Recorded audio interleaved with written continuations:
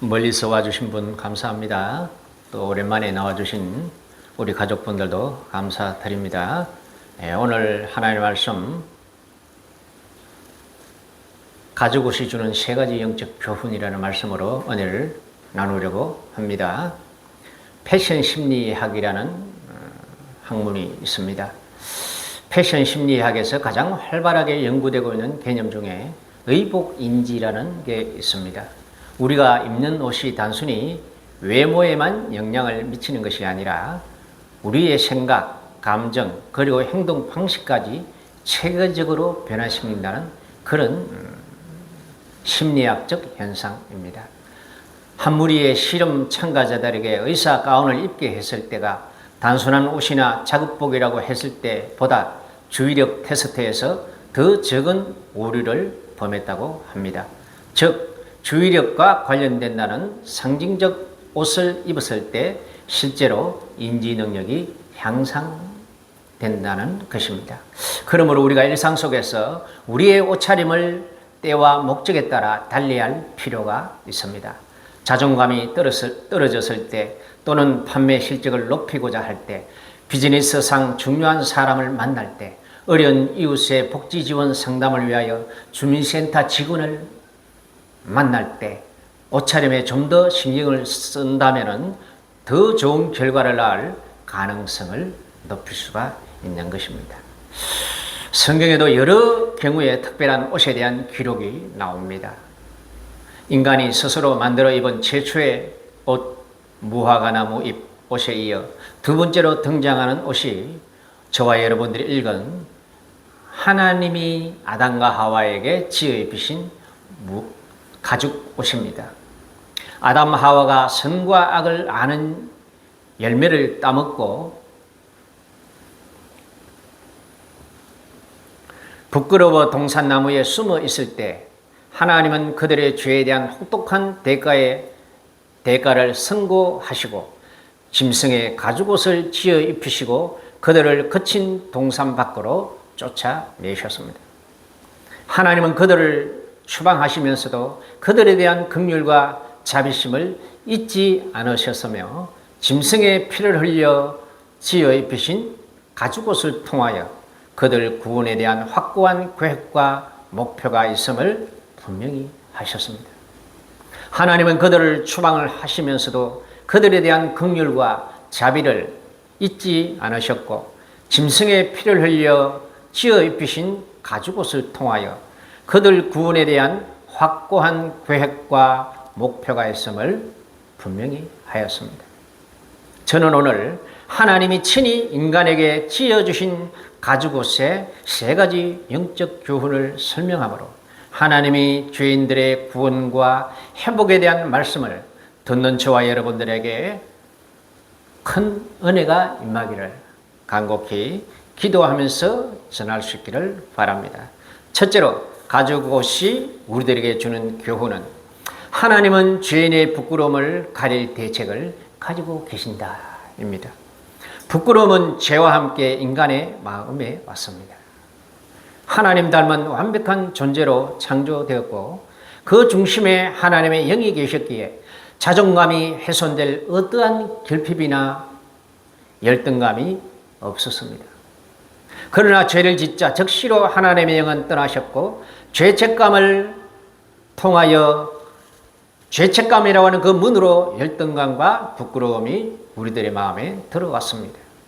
옷을 입지 않아 부끄러운 감정은 단순히 벌거벗었음이 부끄러운 것이 아니라 그런 내면의 상실감, 즉 하나님의 영이 떠나가심과 창조시 부여받았던 거룩함의 부재로 인한 상실감의 외적 증상에 불과한 것이었습니다.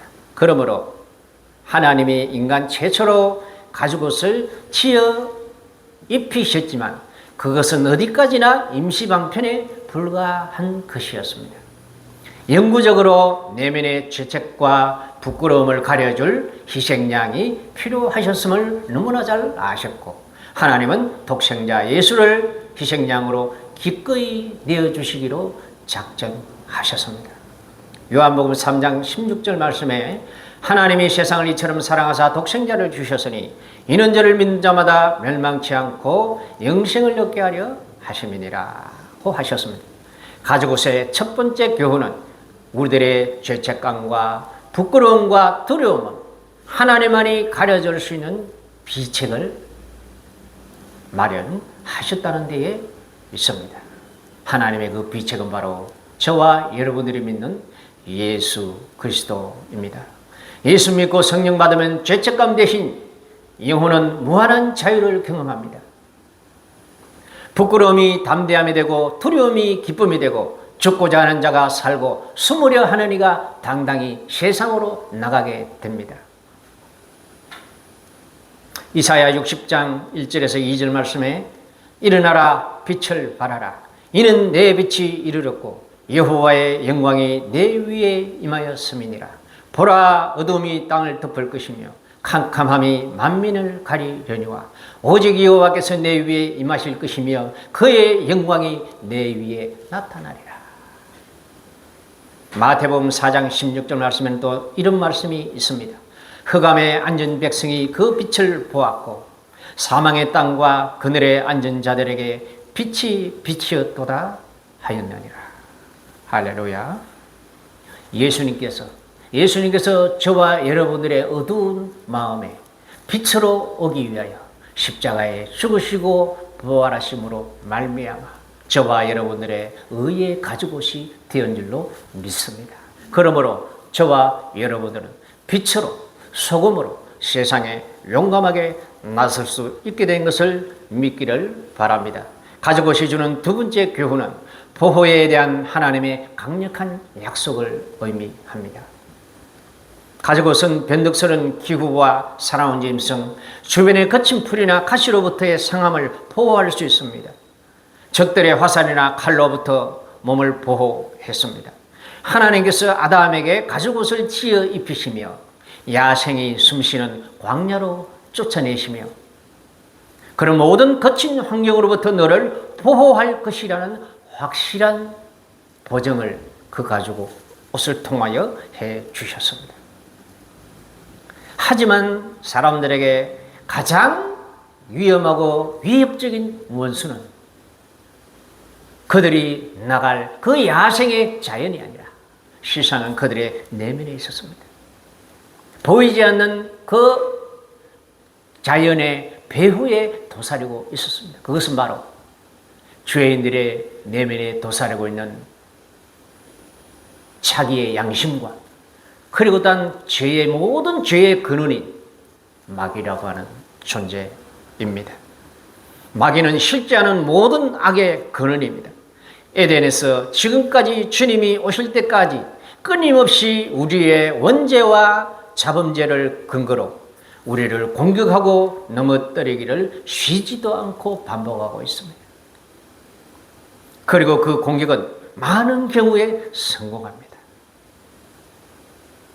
이러한 공격으로부터 하나님은 우리를 지켜주시겠다고 에덴에서부터 그 가죽옷을 입히시는 그 순간부터 지금까지 지켜주시겠다고 약속을 하셨지만 많은 경우에 저와 여러분들은 그 사실을 모르거나 또는 알았음에도 불구하고 망각해 버리기 때문입니다. 하나님은 가죽옷을 입히시며 이렇게 아담에게 말씀하지 않았을까요? 너가 반드시 생존하여 여호와 신앙의 후예를 볼 때까지는 결코 죽지 않을 것이며 너의 후예로 메시아가 출현할 때까지 너희 자손들은 계속 이어질 것이며 이어지도록 내가 할 것이니 이 가죽옷을 보며 믿고 또 너희의 자손들에게 전하도록 하여라. 그렇게 말씀을 하셨을 듯 합니다. 아담이 입은 가죽옷은 장차 인류를 위해 오셔서 도살장으로 끌려가는 양처럼 말없이 십자가에 오르신 예수님이 선물할 의의 옷을 상징합니다. 모세를 통하여 주신 율법의 정죄와 범죄를 근거한 합법적인 마귀의 참소는 예수님의 죽음과 부활이라는 천으로 만들어진 의의 옷을 결코 뚫지 못합니다. 저와 여러분들은 예수님을 통하여 입혀주신, 예수님이 저와 여러분들에게 믿을 때에 입혀주신 그 의의 옷을 저와 여러분들은 입고 있다는 사실을 잊지 말기를 바랍니다. 소방서가 화재 현장에 출동할 때 무슨 옷을 입을까요? 화염이 침투하지 못하는 특별히 제작된 방화복을 입고 화재 현장에 출동합니다.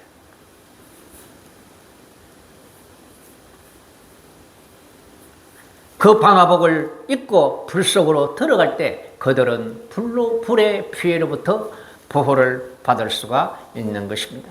하나님께서 우리 죄인들을 위하여 제작하신 특수 방화복은 예수 그리스도의 의의 옷입니다.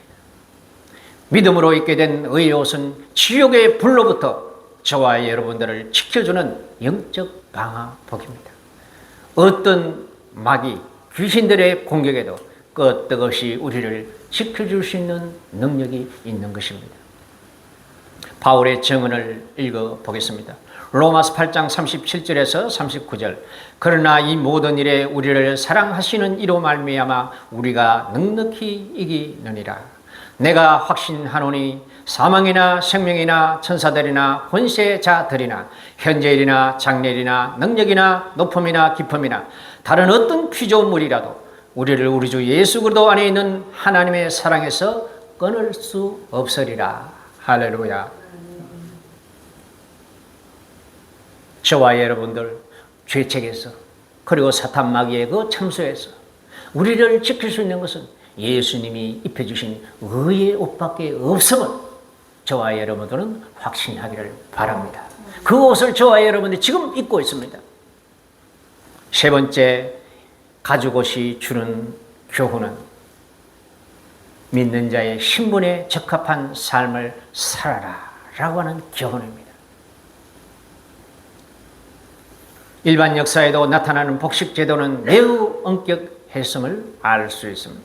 조선시대는 상상 속의 동물이나 색상의 의복은 왕이나 귀족들만 입을 수 있었습니다. 로마 시대 때는 토가라고 하는 의복 제도가 있었는데 로마 시민권자만 입을 수 있었습니다. 색상이나 장식선에 따라서 세부적인 계급이 나뉘었는데 흰색은 일반적인 남성, 자주색 선은 고위 공무원이나 그 자제들이 입었으며 금색 실로 수놓은 토가는 왕이나 전쟁 영웅들이 입을 수 있었다고 합니다. 옷이 사람을 맞는다라는 말이 있을 정도로 그 사람이 입은 옷은 그 사람의 역할과 사회적 신분, 심지어 그 사람의 됨됨이를 판별하는 기준이 될 때가 있습니다. 아담이 입었던 가죽옷은 인류의 대표자로서 이중적인 신분을 담고 있습니다. 첫째로는 나는 죄인이로소이다 라고 하는 고백의 의미가 있습니다. 그리고 두 번째로는 나는 용서받은 하나님의 사람입니다 라는 점입니다. 그리고 이 가죽옷은 아담의 후예로 오신 예수 그리스도의 피의 대가로 제작하신 의의 흰옷의 그림자입니다. 아담의 가죽옷보다 더 탁월한 그리스도의 의의 흰옷을 신약 성도들인 저와 여러분들이 입고 있습니다.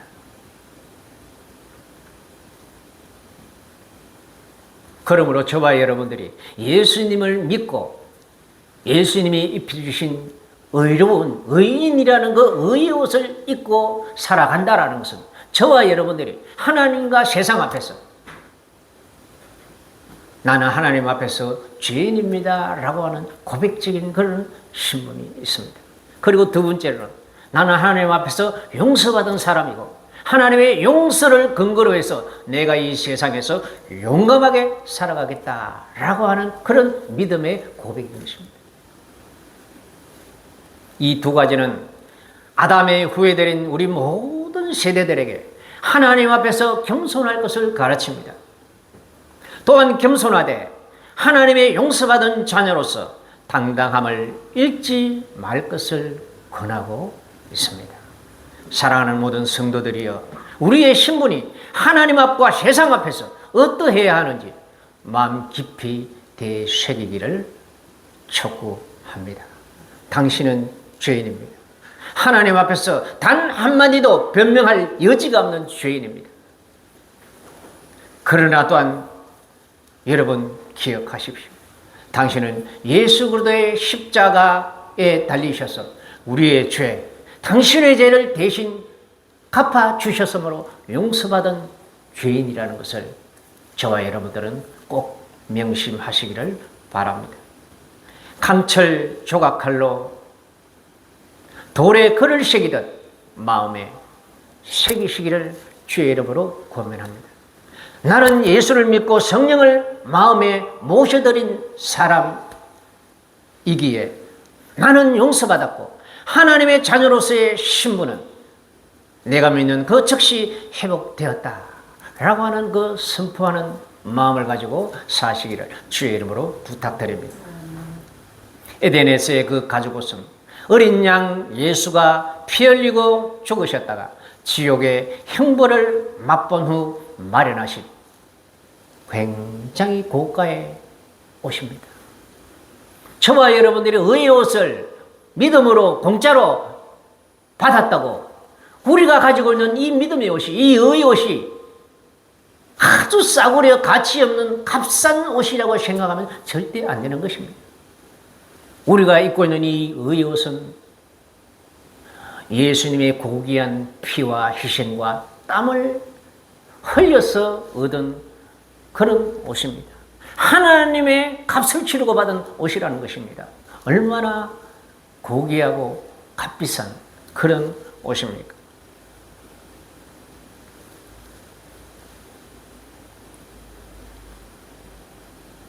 세례 요한의 외침을 들어볼까요? 보라, 죄를 지고 가는 하나님의 어린 양이로다. 예수님께서 죄를 지고 가는 하나님의 어린 양이라는 거예요. 예수께서 무슨 죄가 있어서 죄를 지고 갑니까? 비록 예수님께서는 죄가 없으셨지만 저와 여러분들의 죄를 걸머지고 간다는 것이에요. 그 외침을 따라 여러분, 보라, 죄를 지고 가는 하나님의 어린 양을 보라.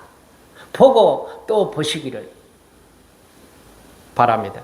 예수는 우리의 구원자고 우리의 하나님이십니다. 이제 오늘 말씀을 요약 강조하며 결론을 맺으려고 합니다. 첫째로 오늘 우리가 살펴본 가죽옷을 통하여 세 가지 교훈을 살펴보았습니다. 첫째, 죄의 부끄러움을 가려주셨다.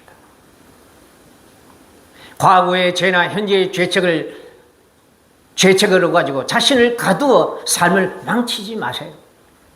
얼마나 많은 사람들이 예수를 믿음에도 불구하고 과거의 실수와 죄를 가지고 스스로를 자책하며 스스로를 거기에 가두고 자기의 삶을 망가뜨리는 형제자매들이 얼마나 많은지 모릅니다.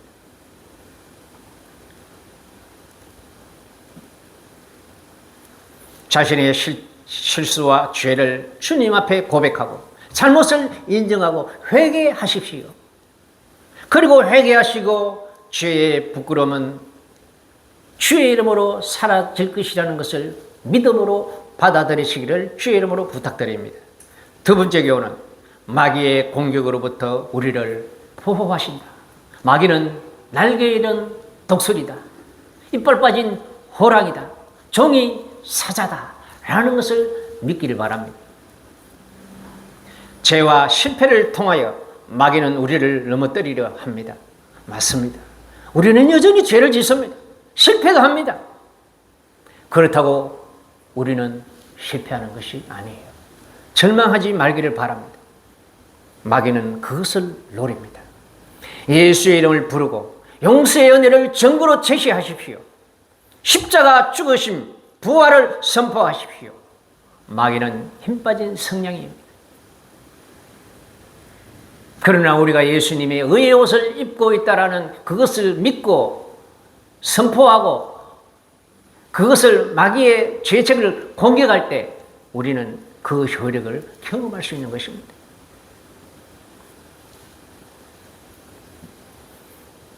마귀는 힘 빠진 성냥이 날개 꺾인 까마귀입니다. 할렐루야. 세 번째 교훈은 의의 옷을 입은 자녀로 살아야 하는 신분이다 라는 것을 말씀드렸습니다. 저와 여러분들은 빛의 자녀, 빛의 옷을 입고 있어요. 우리는 빛의 존재가 아니지만, 우리에게는 빛이 없지만 빛으로 오신 예수님이 죽으시고 부활하심으로 저와 여러분들에게 입혀주신 그 옷은 의의 옷, 빛나는 옷, 빛의 옷입니다. 그러니까 저와 여러분들은 빛의 자녀예요. 빛의 자녀. 일어나 빛을 발하라. 천국의 시민으로서 자존심을 가지고 살아야 합니다. 죄에 시행하세요. 원수를 원수로 맞서지 마세요. 가난과 질병과 죽음에 굴복하지 마세요. 모든 일에 감사하고, 이것이 의의 옷을 입은 자녀들의 삶입니다. 빌립보 4장 8절 말씀에 이런 말씀이 있습니다. 끝으로 형제들아, 무엇이든지 참되며 무엇이든지 경건하며 무엇이든지 여로며 무엇이든지 정결하며 무엇이든지 사랑받을 만하며 무엇이든지 칭찬받을 만하며 무슨 덕이 있든지 무슨 기림이 있든지 이것들을 생각하라. 너희는 내게 배우고 받고 듣고 본바를 행하라. 그리하면 평강의 하나님이 너희와 함께 계시리라. 할렐루야. 하나님은 죄가 있었던 최초의 장소 그 에덴에서 아담과 하와에게 양을 잡아 피 흘려 가죽옷을 지어서 그들에게 입혀주시면서 장차 오실 자기의 아들 예수 그리스도의 그 십자가를 생각하면서 그 아담과 하와에게 가죽옷을 지어 입히시며, 너는 용서받은 죄인이니 이 내가 입혀주는 이 가죽옷을 의의 옷으로 믿고 입고 그렇게 살아가도록 하여라. 그렇게 하나님께서는 아담 하와에게 말씀하셨습니다. 그 말씀은 저와 여러분들에게 주신 말씀입니다. 비록 우리가 이 세상에서 죄를 짓고 실수하고 넘어질 때도 있지만, 예수님께서 저와 여러분들에게 입혀주신 그 용서의 옷, 그 복음의 옷, 의의 옷, 믿음의 옷, 그 믿음의 옷을 우리가 믿음으로 받아들이고, 바로 우리가 이 세상에서 비록 우리가 죄를 짓긴 하나 하나님께서 용서해 주셨고 하나님의 자녀로 인정해 주시고, 그런 하나님의 자녀라는 신분의 그런 아주 고귀한 존재라는 것을 우리가 믿고 용감하게 이 세상을 살아가시는 저와 여러분 되기를 주의 이름으로 부탁드립니다. 할렐루야, 할렐루야. 기도 한번 하겠습니다. 사랑이 많으시고 거룩하신 아버지